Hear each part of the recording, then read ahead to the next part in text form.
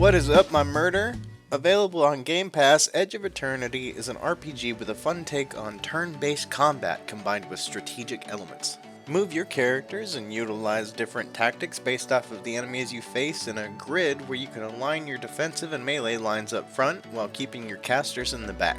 Customize your party and their item loadout, though leveling them doesn't seem to do much more than statically determine stat growth. Instead, they opted for individual weapons to have their own leveling system combined with rare jewels found throughout the game in hidden areas or by meeting certain criteria.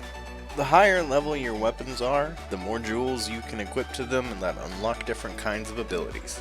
Each weapon has their own levels and only gain XP when they're equipped, as well as having their own colors of jewels and determining bonuses that get unlocked by different levels than others.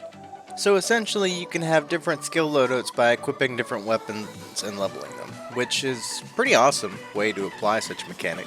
Almost right out of the gate, you get to craft a new weapon for your main character that shows you the difference, as well as the various companions you take along with you owning their own variety.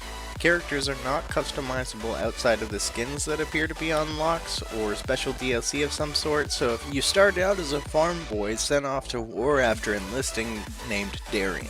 Shortly after that, he witnesses something devastating that shifts his perspective on the world they live in. As you start to progress, you start to get bits and pieces of the backstories of the various characters in a meaningful, though a lot of times slow-paced cutscene. Outside of certain scenes taking longer than they feel they should and some goofy-looking facial expressions due to the skeletal structure of these stylized heroes, it plays well and is exciting despite the turn-based combat. While the character backstories are intriguing, the plot yet again relies on something far too often utilized in fantasy, which is another plague. As if going through a plague of our own wasn't enough, we have to run off on an adventure to cure one of fantastical nature. This one at least looks interesting, as it appears the victims are rotting from the outside in, but the twist of the story comes from the scenes at the very beginning throughout your introduction to the game. No spoilers, go check it out for yourself. That being said, thanks for watching. We give this one a 4 out of 5 for dragging a bit but still being enjoyable to play. Don't forget to check out our other reviews here on Captain.